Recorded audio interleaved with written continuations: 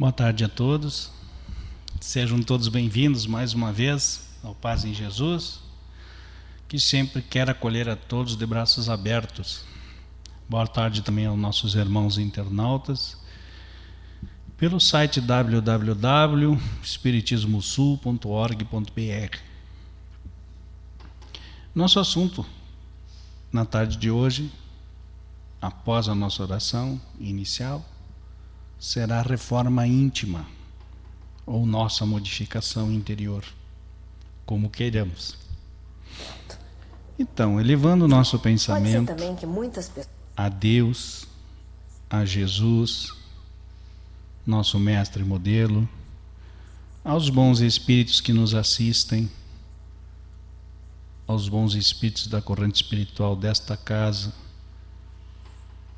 orientados por Bezerra de Menezes, queremos te pedir, ó Pai, que nos ampare, nos intua, nos permita entendimento dos teus ensinamentos, das tuas bondades, das tuas facilidades. Ampara também e protege todos que não podem estar aqui neste momento. Nossos amigos, nossos familiares, nossos entes queridos, os que se encontram internados, hospitalizados, em manicômios, enfermarias, hospitais, pronto-socorros, aqueles que se encontram encarcerados pelos seus crimes de agora, julgados e condenados pela humanidade. Que a tua paz os alcance. Ampara também, Senhor, o nosso dia a dia, para que possamos ser cristãos melhores, espíritas melhores, pessoas melhores, para que realmente possamos ser espíritos em evolução. Em teu nome, ó Pai, em nome de Jesus, da corrente espiritual desta casa, damos por iniciado a exposição da tarde de hoje. Como dito, reforma íntima. Mas o que é reforma íntima? Por que não construção íntima? Por que reforma? A gente utiliza esse termo porque reformar significa modificar uma coisa que já existe. Ou seja, nós já existimos como espíritos há muito tempo. Há muitos milênios, talvez. E esse espírito nós viemos modificando à medida que nós reencarnamos. À medida em que temos essa oportunidade maravilhosa da reencarnação, nos é permitido melhorar, modificar. Por isso, reformar. Reformar o velho espírito. E quando a gente vai reformar alguma coisa, a gente precisa se dar conta de que temos algumas necessidades. Nós precisamos entender a necessidade da reforma, ou seja, nós precisamos nos motivar. Para que a gente se reforme, é primeiro necessário que a gente entenda essa reforma como alguma coisa que é preciso ser feita, que é preciso ser realizada. No momento que nós já sabemos que precisamos se modificar, nós vamos aplicar outra coisa, que é o planejamento. Nós vamos pensar como fazer isso. Como que eu posso fazer uma reforma sem planejamento? Se eu quiser transformar esse salão aqui em uma outra coisa, por exemplo, uma enfermaria, eu vou ter que saber quantas camas eu vou colocar, que tipos de equipamento vão ter aqui dentro, que tipo de estrutura eu tenho que fazer, quem é que vai atender isso. E da mesma forma a nossa reforma. A nossa reforma íntima, a nossa reforma interior, também requer de nós que nós façamos um planejamento. Para que serve esse planejamento? Para levar a cabo a reforma, para que ela se inicie e para que não fiquemos parados esperando que os outros façam a reforma por nós. Não, nós faremos a nossa reforma. Ninguém mais pode fazê-la por nós. Podem nos ajudar? Podem. Através da prece, da oração, de uma boa palavra, do alimento fraterno, do convívio, podem. E até podem nos ajudar sendo espinhos no nosso sapato. Porque quando a gente encontra um irmão renitente no nosso caminho, ele é uma ferramenta de mudança. Nos ensina a ter paciência, perseverança, tranquilidade. Ele também é uma ferramenta. A reforma íntima, por definição, parte do nosso interior e deve ser feita por nós. No livro Reforma Íntima Sem Martírio, de Hermânio Dufault, nós encontramos a resposta à seguinte pergunta: o que é a reforma íntima? A reforma íntima é formar novamente, dar nova forma, dar direção aos valores que já possuímos e corrigir deficiências cujas raízes nós ignoramos ou não temos motivação para mudar. Não é exterminar o mal em nós, e sim fortalecer o bem que está adormecido na nossa consciência. Será que Deus nos cria mal? Não, o livro dos Espíritos já nos diz, né? Fomos criados simples e ignorantes. Não diz que fomos criados simples e maus, nem maus e ignorantes. Diz sim, simples e ignorantes. E também nos diz que a nossa evolução como espíritos é em direção a Deus. Alguns falam angelitude. Ou seja, nós estaremos em constante mudança, em constante reforma, em direção a Deus. Antes disso, poderemos estar fazendo paradas temporárias, evoluindo devagar ou rápido, mas estaremos em evolução, em progresso. No Evangelho segundo o Espiritismo, no Livro dos Espíritos, também nos diz que o progresso ninguém detém. Alguém pode se estabilizar um determinado tempo, se estagnar, ficar paradinho, mas não pode deter o progresso. Reformar, descobrindo o mal que há em nós e sabendo lidar com ele. Não é escondendo a sujeira embaixo do tapete que nós vamos nos reformar. Estamos descobrindo o que precisamos fazer com esse ambiente para transformá-lo numa coisa melhor. Nós estamos vendo do que precisamos. Em nossa vida, a mesma coisa. Do que eu preciso para melhorar? Deixar lá num cantinho escondido de mim mesmo os meus defeitos? Não. Descobrir e enfrentar os defeitos ainda é o melhor caminho para a reforma íntima. Porque no momento que você descobre os seus defeitos e os enfrenta, você é capaz de saber se realmente melhorou ou não. Porque se você os enfrentar e conseguir superar, é sinal de que você melhorou. Agora, se você enfrenta esses mesmos problemas e recai de novo nos mesmos erros, você ainda não os superou. Mas por que tu não fala no bem que tem na gente? Porque o bem só constrói. O bem não precisa ser reformado. Ele precisa ser alimentado. Essa é uma ferramenta da nossa reforma íntima. A prática do bem.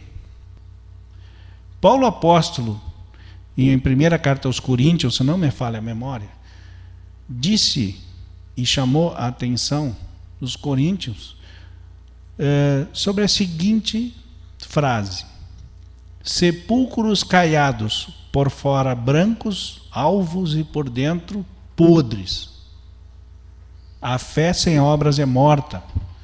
Nessas citações, Paulo chama a atenção daquele povo da época que só ficar falando, orientando, orando, na prece, sem fazer nada, não resolve.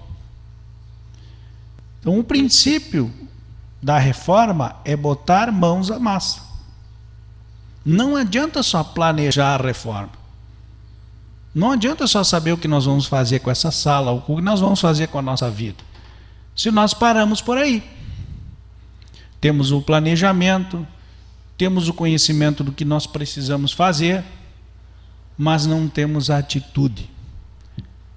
Vai se reformar alguma coisa se nós tivermos atitude? Não tivermos atitude?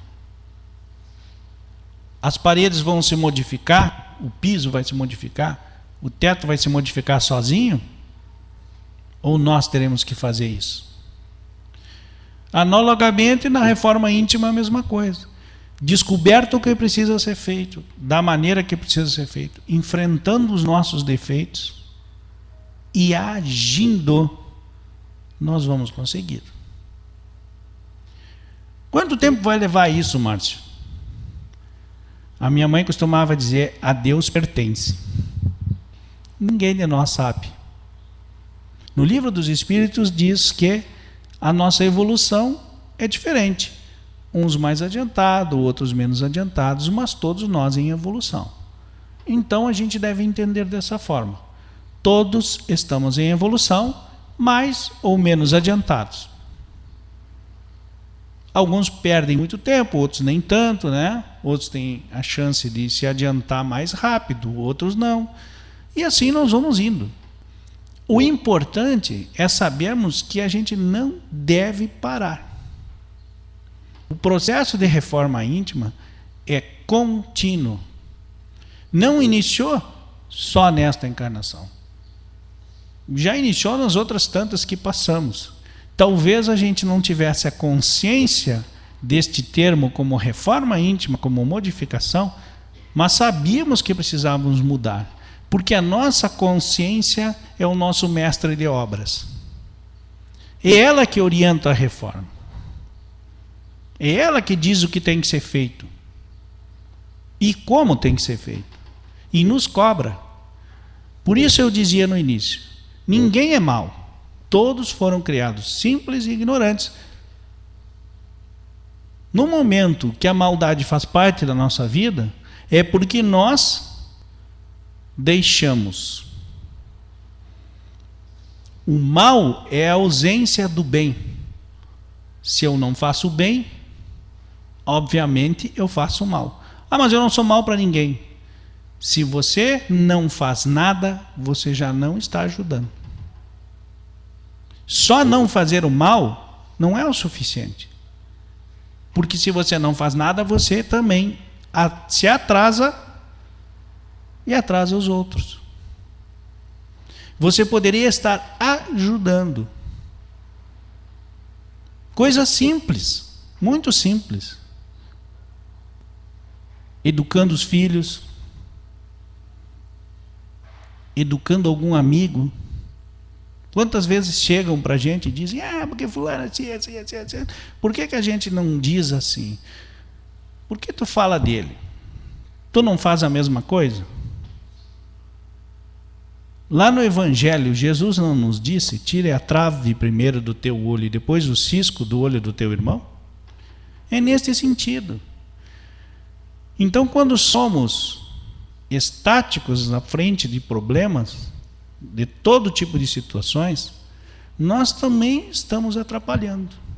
Nós também estamos fazendo mal. Estamos fazendo mal à nossa parte. Porque como espíritas a gente sabe, temos uma orientação. Espíritas, instruí-vos e mesmo? Devemos nos instruir, trabalhar e evoluir. Nós sabemos disso. Por que não fizemos? Não fizemos porque o nosso egoísmo, o nosso orgulho, as nossas vaidades ainda são fortes em nós. E muitas vezes não nos deixam melhorar. Nos atrapalham muito. O espírito Meimei faz uma colocação sobre a reforma íntima bastante interessante. Ela diz assim: a reforma íntima é a transformação do homem velho, carregado de tendências e erros seculares, no homem novo, atuante na implantação dos ensinamentos do Divino Mestre, dentro e fora de si. A transformação do homem velho no homem novo, atuante na implantação dos ensinamentos do Divino Mestre. Quem? Jesus Cristo. Dentro e fora de nós. À medida que a gente se modifica, as nossas atitudes também se modificam. E se for pautado e orientado pelo que disse Jesus Cristo, nós só podemos nos modificar para melhor. Ou será que se nós tivermos uma vida pautada nos ensinamentos de Jesus, poderemos piorar? Difícil, né? Melhoraremos sempre. Muito bem. E onde fazer a reforma? O título já diz, né? Reforma íntima. No nosso interior. Em nós mesmos e por nossas mãos, pelo nosso esforço e pelo nosso merecimento. Essa é a moeda da reforma íntima. Merecimento. Para que nós melhoremos, devemos merecer pelo nosso esforço.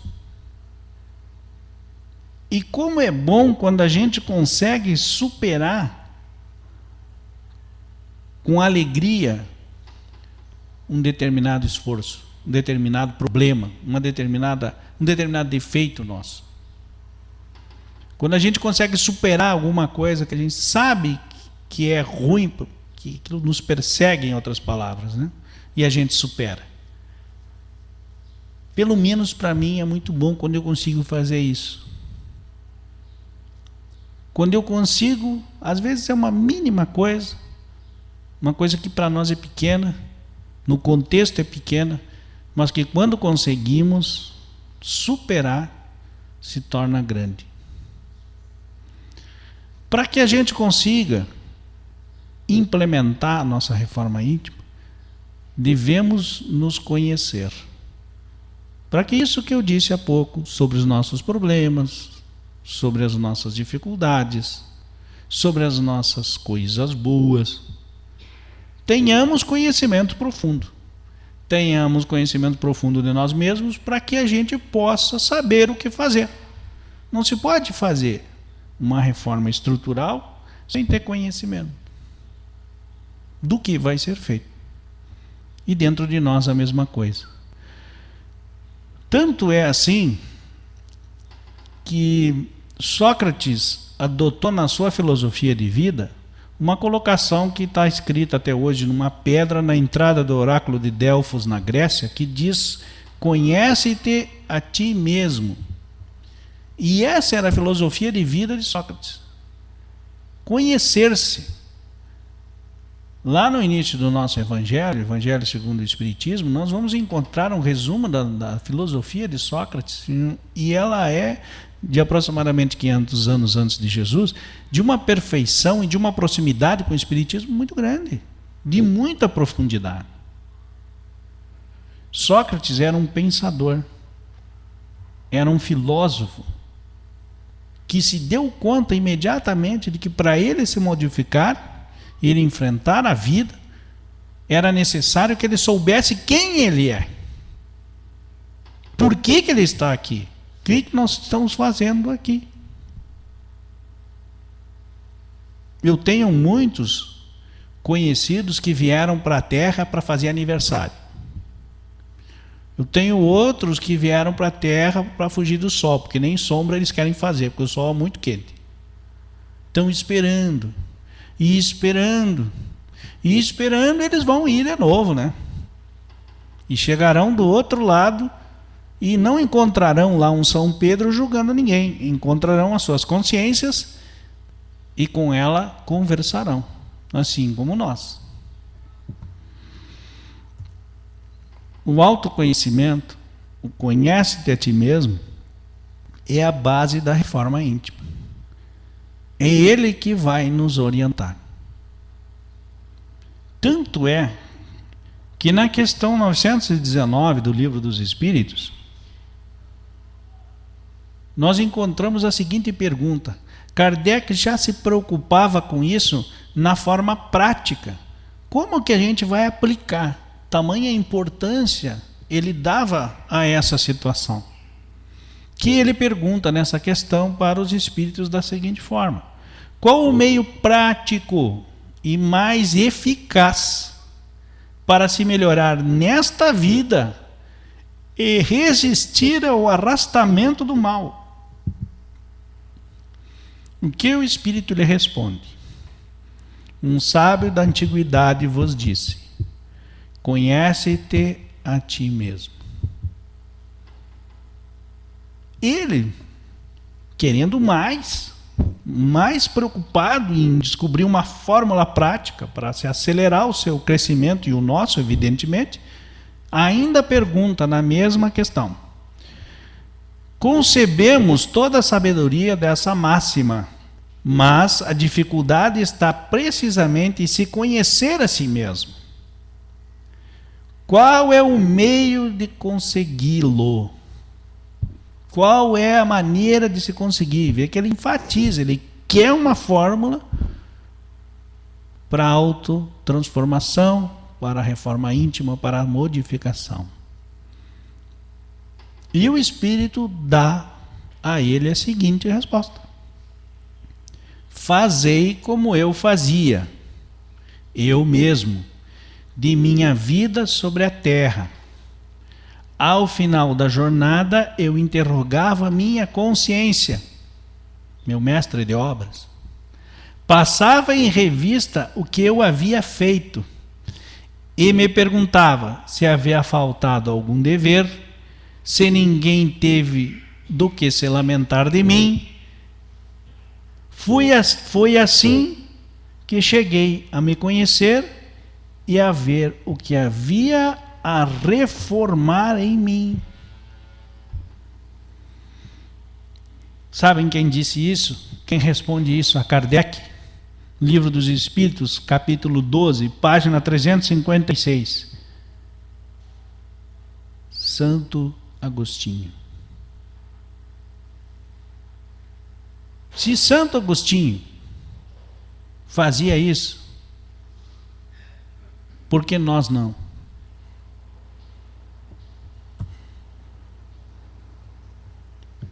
Disse mais: quando fizerdes o teu exame de consciência, seja sincero.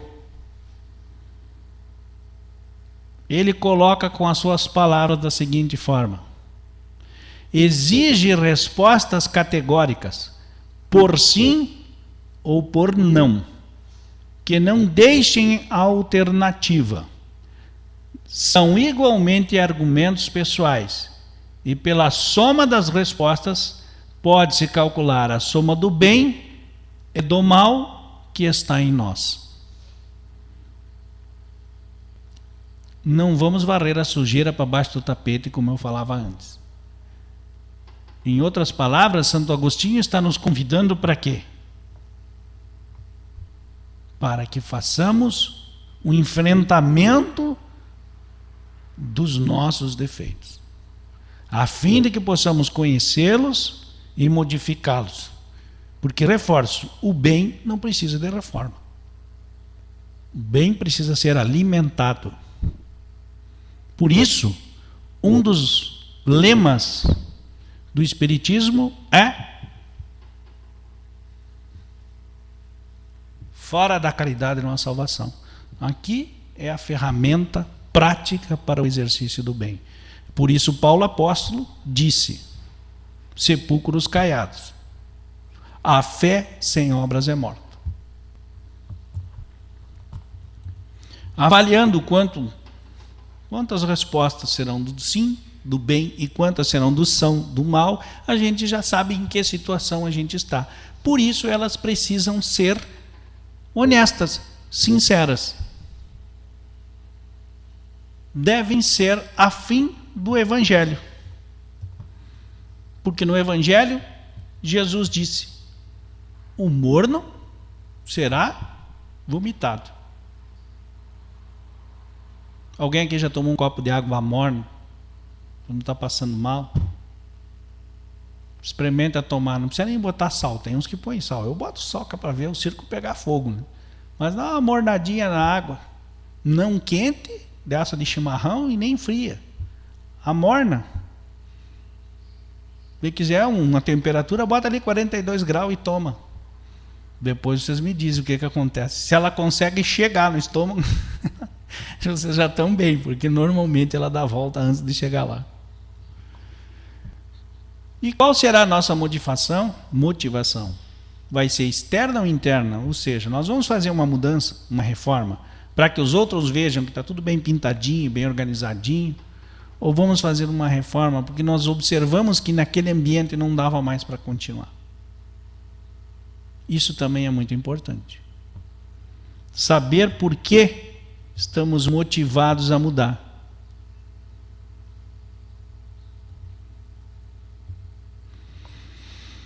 E por fim, queridos irmãos, eu diria para vocês, existe uma pergunta: por que nos reformarmos? Talvez não precisemos, talvez não seja necessária a reforma íntima, talvez seja uma coisa da nossa cabeça. E talvez a gente encontre a resposta no próprio Evangelho.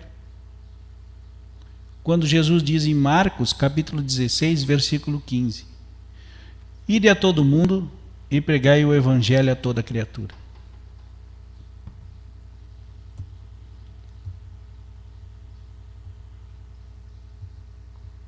Pergunto: como poderemos pregar o Evangelho se ele não faz parte de nós? Como poderemos pregar o Evangelho como Jesus nos pediu, se nós somos imperfeitos demais para isso? Faremos igual aos apóstolos, quando Jesus os mandou para curar, expulsar demônios, e eles vieram, entre aspas, reclamando que não puderam expulsar, não puderam curar. E Jesus reafirmou e estimulou eles: vós podeis isso e muito mais, basta querer. Basta reformar os seus sentimentos, o seu homem velho, e ter fé. Então, queridos irmãos, por que reformar-se? Reformar-se para que possamos ser cada dia melhores e subirmos na escala evolutiva em direção a Deus. Ainda é possível? Sempre é possível. Comecemos o quanto antes. Chico Xavier tem uma frase, eu nunca me lembro ela direito, então já coloquei aqui que é para mim não me esquecer. Para que todos nós raciocinemos no dia de hoje, mais adiante, sobre a questão da reforma íntima. Se ainda há tempo. Embora ninguém possa voltar atrás e fazer um novo começo, qualquer um pode começar agora e fazer um novo fim. Todos estamos convidados a fazer um novo fim.